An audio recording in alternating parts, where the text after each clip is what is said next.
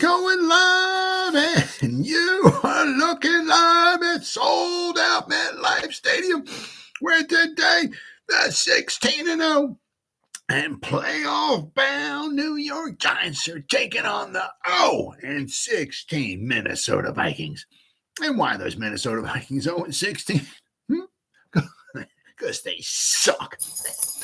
Welcome to the Gridiron. Anybody out there going to spend a little bit of time with me here this evening?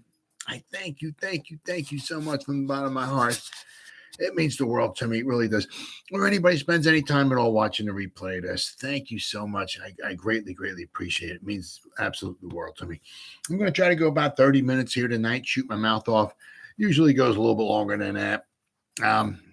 Anybody got anything to say, just please feel free, throw it in the chat box. I check on the chat box like every 5 or 10 minutes or so. So anything that gets thrown in there, I see it. I try to respond to it as fast as I can. So please, anybody got anything to say, please feel free, fire away.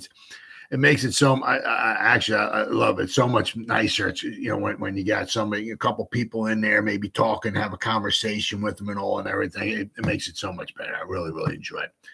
But before I get started, anybody want to help support my channel? It would mean the absolute world to me. In the description box below, the top link, it takes you to my membership page. I got 3 different membership levels. The first one's called the Saquon. The second one is called the Lawrence Taylor. And the third one is called the Gridiron.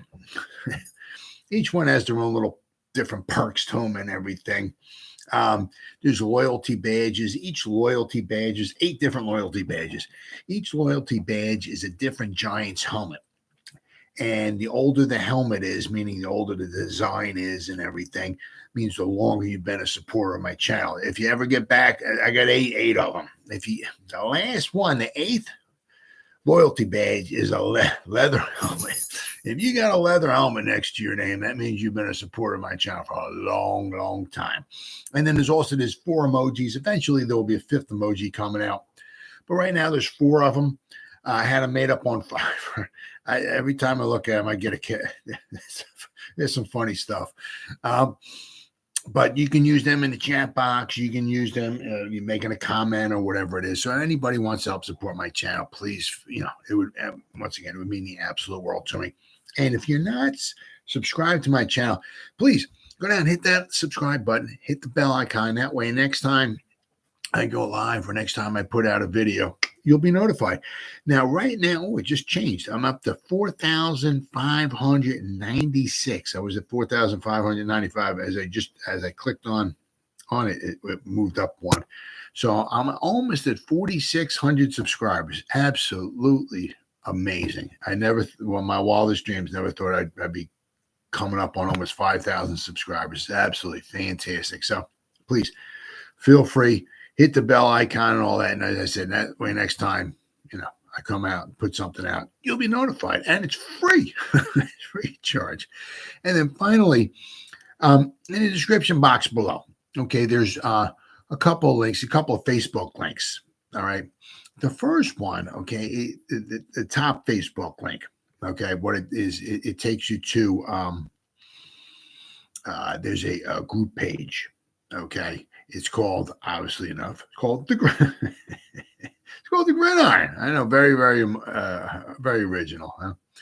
But as of right now, we have over 1,900 members in there. Okay, I put stuff in there every day. I mean, I just within the past couple hours, I probably put 5 or 6 different new posts up in there. Now, whether it's a video, a picture, something with some stats on it, or anything, I throw stuff up there. I mean, as I said, I spend at least a half an hour, 45 minutes, maybe even sometimes an hour in the group posting stuff, and then there's a page I'm going to talk about in a second here too, in there. And the great thing about it too is also, if you become a member, right, members post stuff in there as well too. So not only am I posting stuff in there, but members are putting stuff in there. So it's a lot of stuff going in there. So please click on that link and become a member of the New York Giants, the Gridiron, the group. Then underneath that, okay, there's a another link. It takes you to a page. Okay, it's called, originally enough, New York Giants, the Gridiron, right? So one's a page and one's a group. Now with the page, basically I'm the administrator. I'm the only one to post anything in there, but it's the same thing. Okay, I spend a half an hour to 45 minutes or so, if sometimes maybe even if not more, okay, putting stuff in there. Right now, there's 525 people who like it. There's over 1,700 people who follow it. Every 4 or 5 days, I'm going up another 800 followers. So today's what, Thursday, right? So by the time the football game rolls around, probably after the football game's over, I'll probably be over 1,800 followers. It's really growing. It's really, really phenomenal. So please click on that link, like it, and follow it. And between the page and the group, there's a boatload of stuff you'll get every day. It's a 7-day-a-week thing. It's not a job. However, because I enjoy doing it. I enjoy doing this. I would do this if nobody watched me. I really, really enjoy doing this. But I mean, it just takes time. Okay, but what I do is I really don't commingle the two. So basically, whatever I put on the page, I don't put in the group, and vice versa. So, if you click on the link for the page and you like it and follow it, and you click on the link for the group and you become a member of it too, you really won't get the same posts. Right, there might be one or two that might be kind of the same, right, every day, but for the most part, it's all different stuff. So just go ahead and do that, and you'll get yourself a boatload of New York Giants information every day. All right. And as always, guys, if you're not happy, right, you money back guarantee. Right? So with that said, we got some good news, on the let's see, the New York Giants, the injury front. Okay. Now, kind of like all hands are kind of like on deck here. It seems like, okay, everybody is trending toward practicing and all. I know Azeez and Adoree were limited once again, okay, in practice. Feliciano did seem like he, with his back, okay, seemed like he was a full participant. All right, let me see here. If I scroll down here to the bottom.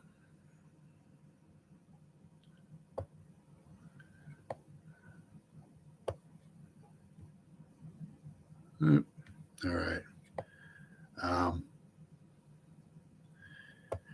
Feliciano and Xavier McKinney, they were full, okay. Limited, okay. Adoree Jackson with his knee. Marcus Johnson with his knee. Okay, so apparently he got a little dinged up in the game against the Eagles. Evan Neal with his ankle. Okay, Azeez Ojulari with his ankle. Jason Pinnock with his shoulder, and Leonard Williams with his neck. Okay, so a lot of guys are limited, but it seems like, a lot of them are trending toward playing. I know Evan Neal, we're going to wind up going over him when I talk about what the Giants offense should do differently, or, but he's having a problem with his ankle. Same thing with Leonard Williams with his neck. Now, Leonard Williams not going to totally heal until after the season's over with. Doesn't matter how long. If they rest him the whole week, it doesn't matter. He's going to be in pain. Okay.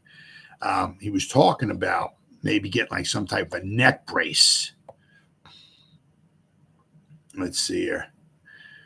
And then, well, unfortunately, says Giants tackle right down. Evan Neal was added to the injury report after practice on Thursday and listed as limited with an ankle injury. That's the one he's been kind of, you see with his knee and his ankle. So, I mean, Neal, he's been struggling, but I mean, it's kind of tough. I mean, it's almost kind of like with Andrew Thomas, his rookie season, and even like last year. I mean, Andrew Thomas, between having problems with his ankle and his feet. I mean, you can't, it's the same thing with Evan Neal. He had a problem with it. He's got an ankle, but even his knee, right? It's not better. It's, you can't be an effective tackle in the NFL if you got problems with the lower part of your body, right? An ankle, a foot, a knee, I mean, if you got a problem with your elbow,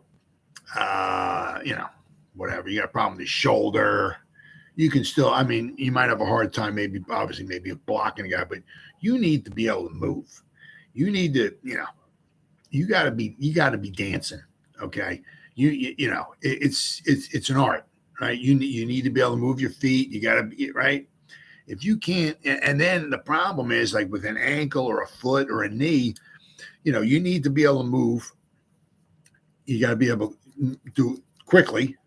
But then once you engage with these freakish athletes, okay, the defensive ends and all and everything of the NFL, you got to be able to hold them off. And there's almost an absolute impossibility if you can't plant, if you can't, anchor yourself, these guys are trying to bull rush you and everything. I mean, you're in trouble. You're in trouble. And that's one of the things Evan Neal has had. He's been injured a lot, especially like with his knee. Now he's got a problem with his ankle. Okay. So that's one thing the Giants are definitely going to have to take, definitely, without question, into consideration the game Sunday against the Vikings. Now, whether it's like,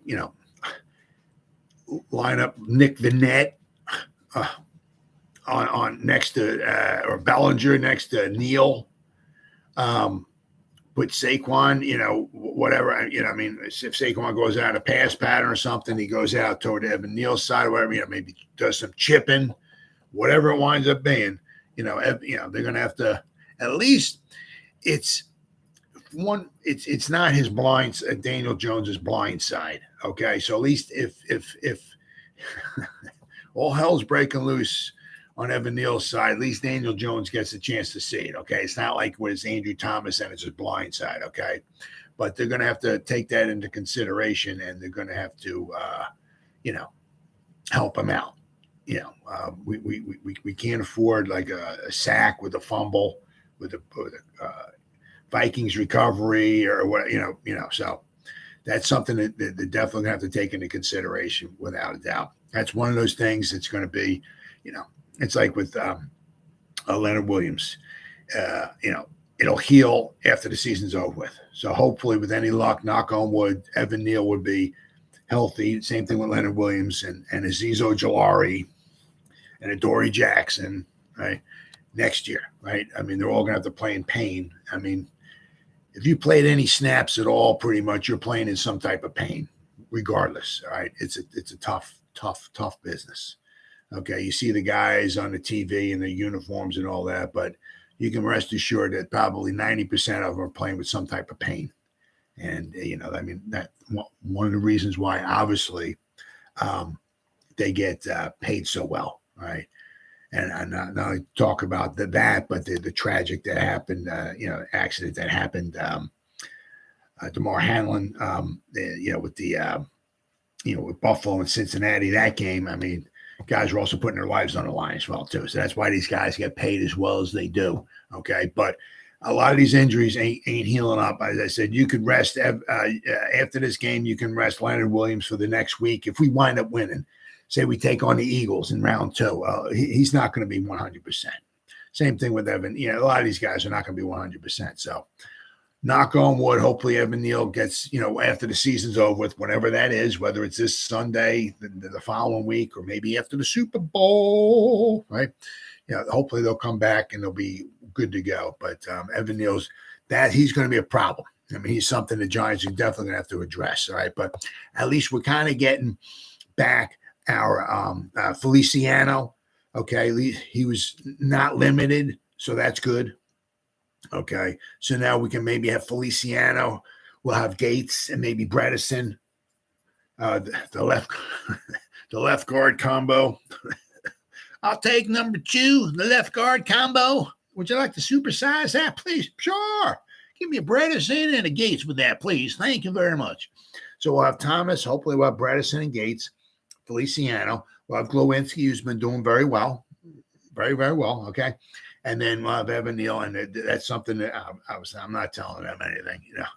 they're going to have to take that definitely without question into consideration. We'll have to wait and see. He was limited. Okay. Doesn't mean he won't be playing, but he was limited. All right. So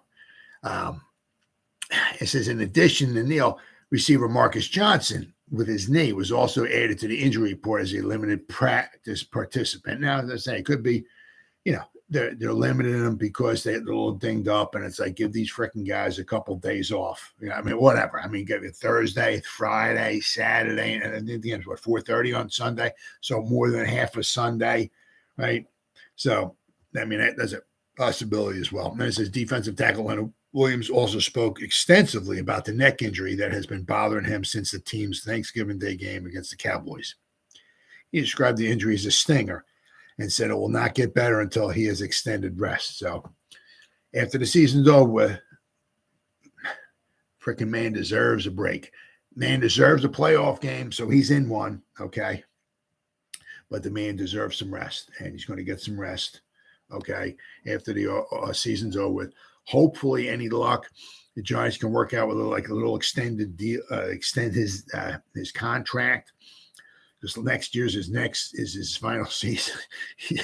He's going about $32 million toward the cap next year. Okay, so hopefully, if the Giants can just add another couple years on to his salary, all right, his salary, his contract. Right, sign it for maybe a grand total of 3 years. Next year, maybe 2 more. Maybe the Giants can get out after 2 if they want to or whatever. But, he's still not that old. He still has some tread left on the tires. But, let's see if we can get that $32 million cap hit down. If we can get that down, if we get rid of Golladay, the Giants could easily have well over $70 million next year in salary cap space, which wound up being huge. All right. Let's see. Williams said he's trying to get a neck collar, but he said he tried it a few weeks ago, but when it got down, when he had the neck collar on, when he gets down to a stance, he said he loses his vision, right? He said, I really don't have much vision getting down, I guess, in a stance. I guess once he gets up, and he's taking on the blockers and all, I guess he can see. But, I guess getting down in a stance, I guess, with the collar on and everything, I guess he has a hard time seeing.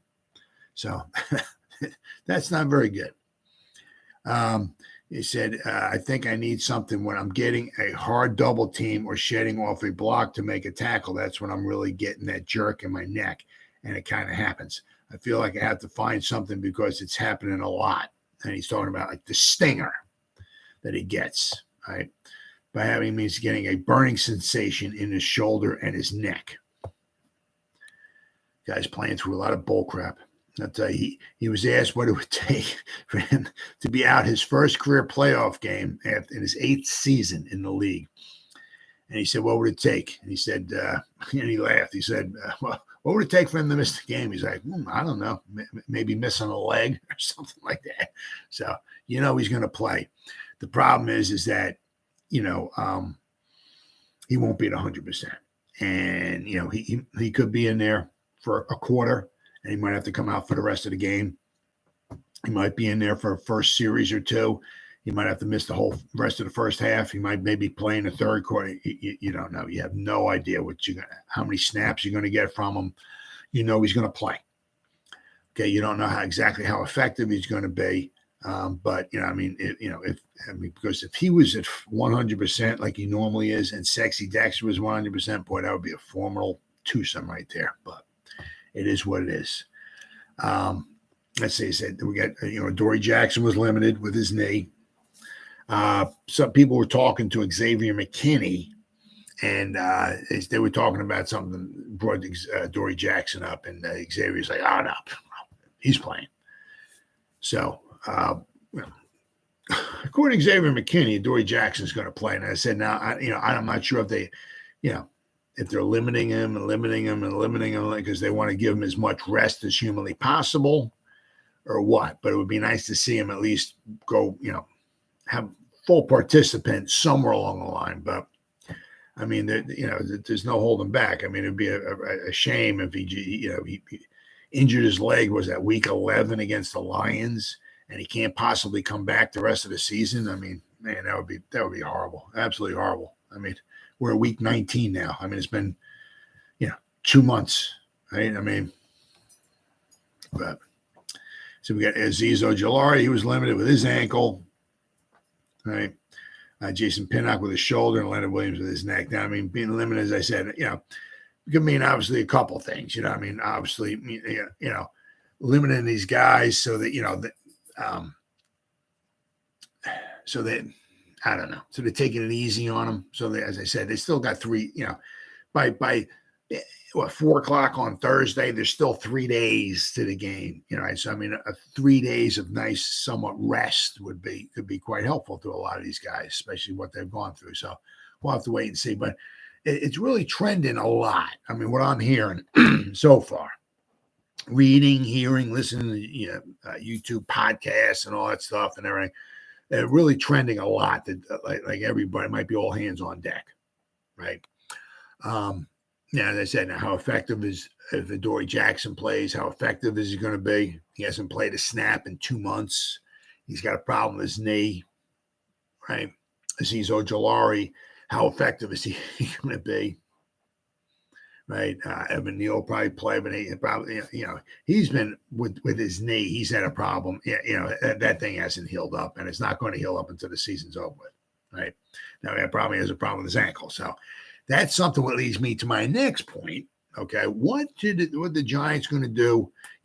When they're on offense. Okay, now as we look, I mean, last time, I mean, obviously they threw the ball a lot. Okay, they I'm here somewhere. Daniel Jones just really had a phenomenal 30 out of 42. He did have that one interception. Peterson jumped the route and took 3 points off. You can just assume that he took at least 3 points off the board for the Giants. Okay, but he jumped that route. Peterson, might obviously he's been around quite a few years, right? But what he's might have lost in some physical ability, he makes up for in experience and intelligence, right?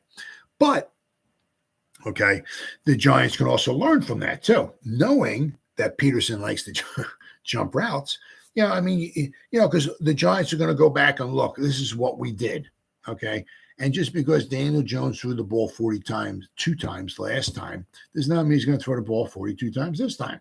Right, but they're going to look back and say, okay, we ran these plays. Obviously they look at everything. We got down to this inside the 20 or inside the 40. We started running these plays and all, and this is what Peterson did. Peterson likes, he's very good, very intelligent. Okay, but he might be susceptible to double moves, right? Like if the Giants, whatever, whatever. But however they want to do it, but maybe like some type of a double move where they could easily want to maybe burn them, something like that. But it's kind of odd. I find it really, really weird how the Vikings, their defense just gives up the second most. Where are we at? The second amount. Yardage on defense. Okay, and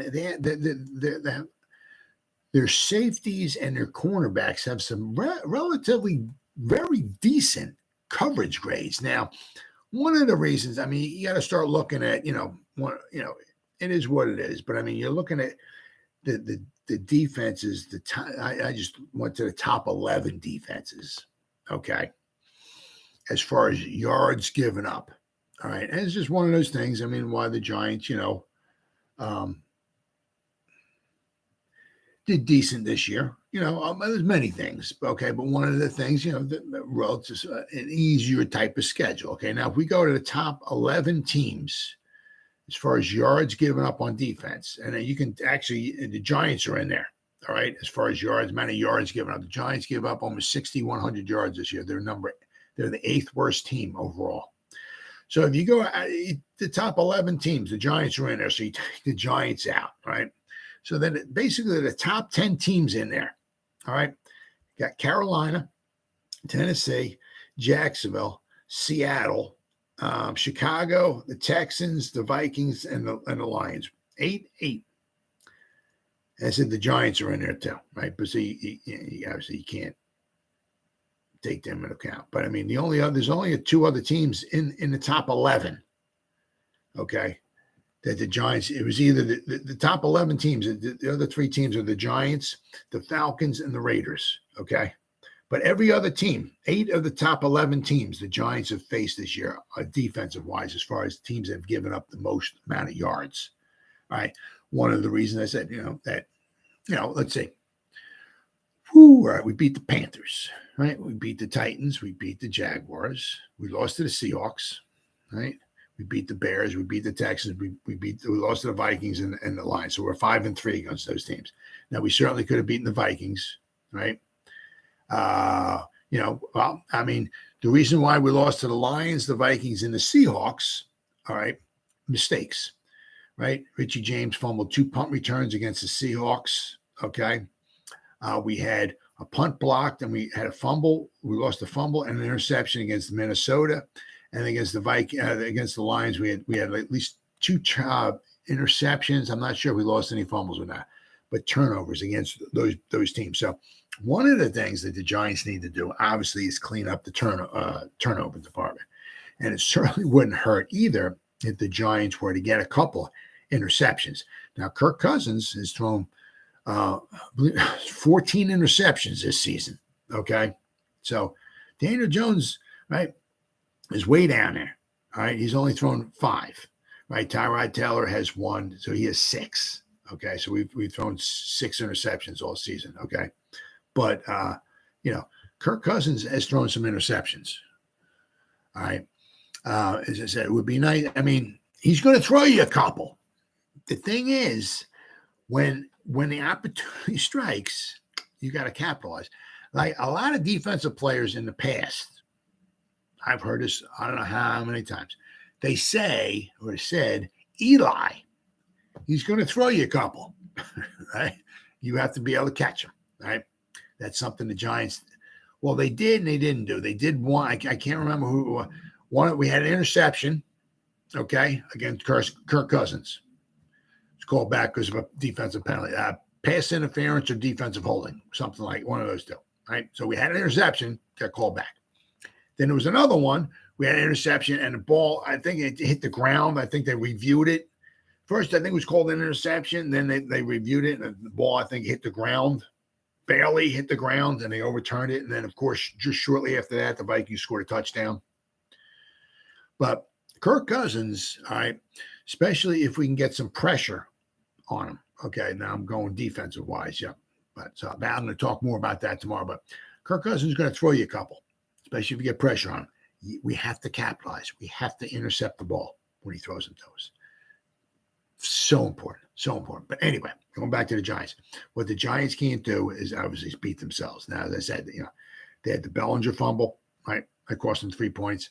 The Daniel Jones, Patrick Peterson jumped the route, picked the pass off, right? Basically cost the Giants 3 points. And we had the block punt. 5 plays later and 29 yards later, the Vikings scored a touchdown, gave them 7 points, right? So there's 13 points right there, all from mistakes. Then, as I said, then you take the account that the last play of the game, the Vikings would not be kicking a field goal if there was 13 more point, differential. With the block punt, the 2 field goals from the Giants. They wouldn't be kicking a field goal. So there's another 3 points. It would be 16 points in the Giants' favor, right? But, I mean, the Giants, give the Vikings all the credit in the world. They won, right? But the Giants also helped beating themselves still, all right?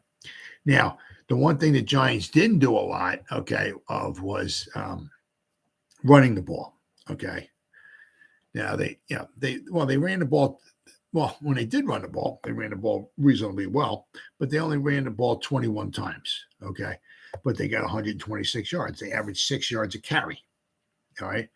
So the Vikings don't do a whole heck of a lot well.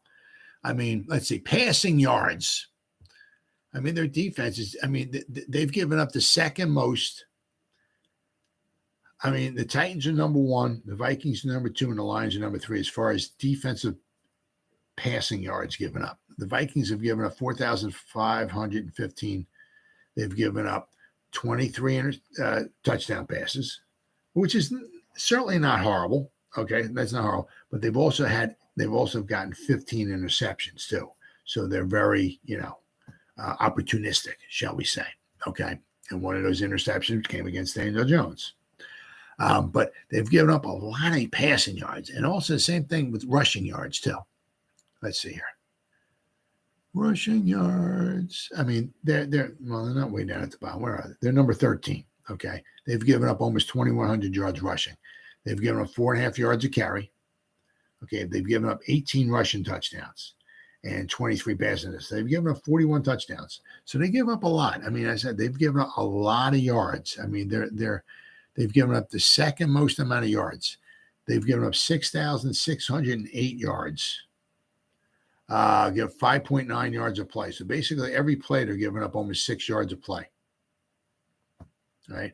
The thing is, okay, is also once again they're very opportunistic. All right, on defense, they've gotten 25 turnovers. Okay, which is number 8. They have 15 interceptions and they've recovered 10 fumbles. Okay, so once again, out of those 25 that they got, 2 of them came against the Giants. Right, as I said, which wound up basically costing the Giants the game. Right. Because if the Giants had those two turnovers that they didn't get, they get them back. That possibly they kicked 2 field goals. The Giants are winning with 2-3 seconds to go. They're winning 30-24, right? So therefore, the Vikings are not kicking a field goal at the end of the game. They'd have to throw a Hail Mary into the end zone. If the Giants knock the Hail Mary down, the Giants win, right? The Giants would be 10-6-1, but it is what it is. Vikings won. Give them all the credit in the world. So, I mean, so the Vikings, I mean, it's like basically it seems like the Giants can kind of do whatever they want to do. As I said, everything is different. Now, the one thing is when the Giants went into the game, obviously against the Vikings, it was never like, well, we're going to see these guys. It's not like when they were playing the Eagles the first time. Well, we're going to play these guys again. And so you're playing the Cowboys the first time. Well, we're going to see the Cowboys again. You know what I mean? You're playing the Vikings. It was like, well, we'll probably see these guys in the playoffs. I mean, you don't know that, so basically, but every game is different. Okay. So just because it was 2-1, threw the ball like 42 times, ran the ball 21. So basically 2 passes for every one run. Now it could totally be something different. Now I don't expect the Giants to change much. Okay. In their passing game. All right, if they do, I mean, I certainly, without question, right? I mean, because the thing is, it's just kind of odd, all right, that what do we got? 4 and 5. Okay, good. According to PFF, okay, between Shelley and Peterson, the PFF, the coverage grades for cornerbacks, okay. Shelley and Peterson are numbers 4 and 5. Their coverage grade Shelley is 84.9 is his coverage grade. Patrick Peterson is 82.5. Really, really good. It's rather surprising that they give up so many yards. Okay, passing. Really, really surprising. The coverage grades are really, really good. Their safety. I mean, they have. Let's see here. Where is he? Their safety. Let's see here. Is it Metellus? I think it is. Yeah. He's number 11. Okay. He's their safety. 80.7 is his coverage grade. All right. Let's see. I know Harrison Smith. He's kind of down there a little bit. But let's see. Where the hell is he at? He's number 45. But his coverage grades are 69.5. So, I mean, they have some guys that are decent at covering. The one problem would be more or less kind of like their linebackers, okay, are not very good at all as far as in the coverage. Okay, coverage grade here.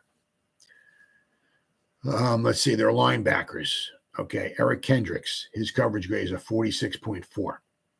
Okay. Ryan Connolly, right? He only played in one game. Remember he was with the Giant. He had a good rookie season. He got injured.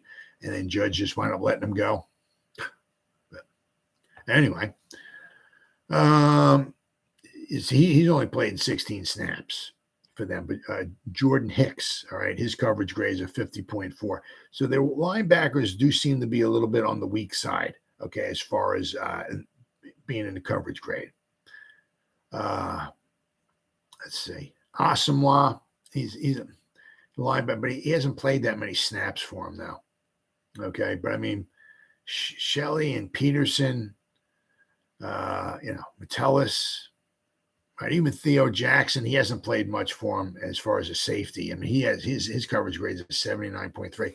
So they have some good guys coverage wise. It's just kind of odd how they just get like picked apart. Now the Giants obviously used a lot of short passes. That's probably what they're going to have to wind up doing again here, right? Because they're going to get some pressure, okay, on Daniel Jones, especially if Evan Neal is struggling, right? As I said, but yeah, don't think that the Giants are going to do the same exact game plan as they did last time, right? I mean, this could be feed the ball to Saquon, right? I mean, it could be more like 30 and 30, right? Run the ball 30 times, pass the ball 30 times, right? And I'd be a little more interested to say, obviously, maybe setting stuff up for maybe Daniel Jones to take off more because he did not. I mean, rather unlike. Where are we at here? I mean, I know he did not. Box score. He only averaged, what was it? What the hell did he average? Oh, okay. All right. He only ran the ball 4 times. He got 34 yards. Averaged 8.5 yards a carry, but he only ran 4 times, right? I mean, Saquon only ran the ball 14 times, but for 84 yards. He had that 27-yard touchdown run, right? But he averaged 6 yards a carry. Daniel Jones, 8.5 yards a carry. Matt Breida ran the ball 2 times for 9 yards, 4.5 yards a carry. So, I mean, they averaged, 6 yards a carry between those guys. I mean, so, it's probably going to wind up being somewhat different. I mean, obviously look for the Giants to do somewhat of the same of what they were doing. Obviously keeping an eye on because they are opportunistic. A lot of shorter patterns, right? It probably won't be a lot of home run balls. If there's any home runs being done, it might be from Saquon running the ball. Okay, any real big plays. But I mean, look for me. It could quite possibly be a more of a balanced attack this time as far as with running and passing, because last time it was 2-1. Now, as I said, it just seems like the way that Minnesota Vikings defense has been, okay, you can kind of do almost anything. Oh, there's Ronnie. Hey, I am so ready for this game. Oh yeah, they need to put Breida in. Yeah, well, I'm ready. Yeah, I tell you, him and Brightwell, they've been running really, really well. Really well. I mean, they ran very well against the Eagles. I mean, they were. I mean, Brightwell's got a little. Now, Brightwell, they got him for at least another year or so, right? Because he's rookie. Now, I don't know if they got Breida for next year as well. I'm not sure about that. But if we wind up signing Saquon, maybe we can keep Brightwell. We can maybe get another running back in the draft. Who knows? But I know Brightwell. With his special teams, he's very important as well too. I'd be kind of shocked if they don't run the ball a little bit more this time. Any word on Adoree Jackson playing? Yeah, I mean, well, he's limited. Azeez Ojulari was limited. Adoree Jackson was limited. I heard somebody was talking about, they were talking to Xavier McKinney, and they talked about they brought up Adoree Jackson, and Xavier McKinney's out. Oh, he's playing. So I don't know how true that is, but that's what Xavier McKinney said. He's playing. So we'll have to wait and see. I mean, he's limited. So, I mean, I don't know if they're just trying to rest him as much as humanly possible, right? I think they're not saying much till game time. I mean, that could be true. We're going to find out, though, okay?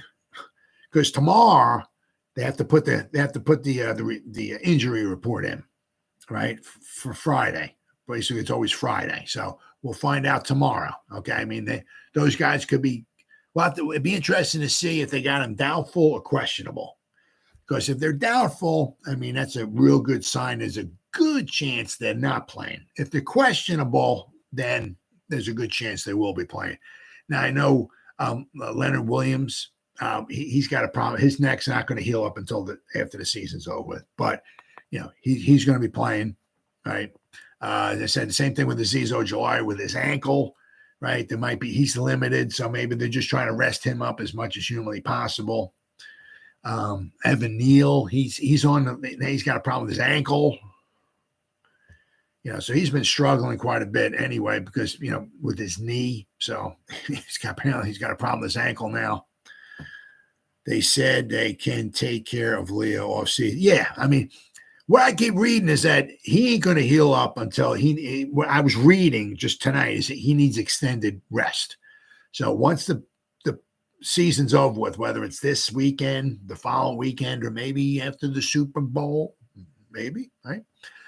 That's when he'll rest up, and that's when hopefully when next season starts, hopefully he'll be good to go.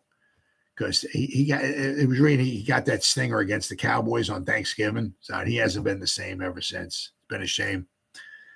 Neil wants to play. Oh yeah, I know he wants to play. The problem is, I mean, it's like, he's got a problem with his knee and now his ankle. And you got these guys coming in off the edge, and you're trying to, you got to move. I mean, you just can't kind of lumber back there and hope you're going to get. And even if you do get back there, now you got to anchor yourself, right? You got to fight these guys off, and these guys are pushing it. And I mean, it's kind of like the same thing like when with Andrew Thomas, like last year in his rookie, when he had a problem with his feet and his ankles. I mean, you can't anchor yourself, right? And if you got a problem with your foot and your ankle, I mean, you got these guys trying to push. I mean, that's asking for trouble. So, obviously, I'm not telling Daboll and these guys nothing.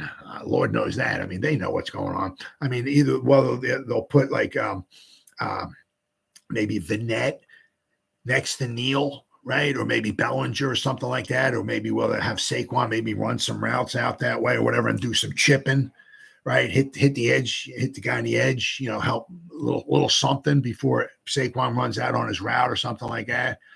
But, I'm sure they're going to have to give Neal probably some help. Now, the one nice thing, which I talked about a little while ago, is that when Daniel Jones drops back, it's not like Andrew Thomas, because Andrew Thomas is the blind side, right? So we got Andrew Thomas pretty much locking down the back, so that's good. But so if anything coming crashing past Evan Neal, at least Daniel Jones will have, have some kind of visible sight of a Minnesota Viking coming crashing down on him. But I mean, the Evan Neal, that's going to be, that's going to be important. So, obviously the Giants are aware of that and all and everything. So, but I mean, that's something they're going to certainly take into consideration. I'm kind of looking for maybe a little more of a balanced attack this time. I don't know if we need to go back and drop. Well, he got sacked. What did he get sacked? I think like 3 times. So he threw 42 passes. I think he got 3 times he got sacked. Let me see. Team stats. Oh, we got it. The Giants had 4, right? Sacks. Yeah, he got sacked 3 times. So Daniel Jones dropped back 45 times. That's not very Giant-like. I mean, especially, with Patrick Peterson there. I mean, they got some guys who can cover. They got some guys, according to PFF, who's have very good coverage grades. But I mean, he sliced them apart. He was 30 out of 42, almost. What is it? It's almost 70. Was that maybe 72% pass completions? So the Vikings defense is not very good. You can run and you can pass against them. So I mean, it's as I said, looking for a little bit more of a balanced attack. From the Giants, because they only ran the ball 21 times. They were never like out of it. It was never like they were down by 2 scores, 17 points or anything like that. I mean, they were always like in the game. I mean, it was so they always had the opportunity to run the ball. They just didn't run the ball very much. So I would certainly look from the run the ball. And when they did run the ball, they averaged 6 yards a carry. you know. So it's going to be very, very interesting. But I mean, it looks like all hands do seem like they're going to be on deck for this game, which would be fantastic. And just how much are we going to get from Azeez, right? How much are we going to get from Adoree? Leonard Williams is going to be in there, but Leonard Williams, the same thing. I mean, it's happened to him in the past. He could be in there for like a quarter, and then just something happens, and he might have to come out the rest of the game. He might be in there for the first quarter, have to come out. He might put in for a series or so in the third quarter. You don't know what's going to happen. You have no idea. And I said same thing with Evan Neal, right? Hopefully, I'll have to wait and see how well he does. But I mean, that's something to certainly look at. I'm going to go over the defense tomorrow. But I mean, as far as the offense, I mean, the Giants seem really, I mean, everybody's like healthy. I mean, Kenny Golladay, right? But I mean, Hodgins, Slayton, James, Bellinger, Vanette, Feliciano was full participant. So then we got Andrew Thomas. I'm not seeing nothing except for Evan Neal on the offensive lines. We got Andrew Thomas. We'll have Gates and Bredesen at left guard. Feliciano, full participation at center. Glowinski, right, at right guard. Daniel Jones is healthy. Breida, Brightwell, Saquon, Daniel Jones. I mean, so everybody's healthy on the offense except for Evan Neal. So that's going to be something to have to keep an eye on, right? So I'm going to go over the defense tomorrow. But, I said, look for the Giants to be able to do, pretty much whatever they want. I mean, they should, the one it would be so nice if one of these times they can start out of the gate, 10 points in the first quarter or something, instead of like, I'm sick and tired of blowing the whistle. Okay, this is the end of the first quarter. And you look at the scoreboard. Hey, Giants don't have any points. I mean, it would be so nice, because the Vikings are probably going to score some points, right? They're going to score some points. Good offense. It would really be nice if one of these times after the first quarter is over, oh, Giants got 10 points. All right, now we're talking. That would be so nice. But I'll have to wait and see. But I'm going to go over the defense tomorrow. But as I said, look for the Giants to be able to do, whatever they want. But not necessarily. It doesn't mean it was 2-1 last time. They passed the ball twice for every time they ran the ball. Could be a little more balanced this time, And obviously the Vikings, got the game plan for what the Giants did. They know what the Giants passed and all that and everything. So the Giants got to change it up. So, right, what the Giants did last time, they may not do this time. But, well, guys, it's been 47 minutes. Ronnie, thank you as always. Thank you for your comments. It's nice to talk to somebody. So thank you very, very much. Anybody spent any time watching this? Once again, thank you so much from the bottom of my heart. You guys absolutely rock. Or if anybody watches any part of the replay of this, once again, thank you so much from the bottom of my heart. I greatly, greatly appreciate it. And as always, guys, you guys stay safe out there and go Giants. Woo! Oh, yeah.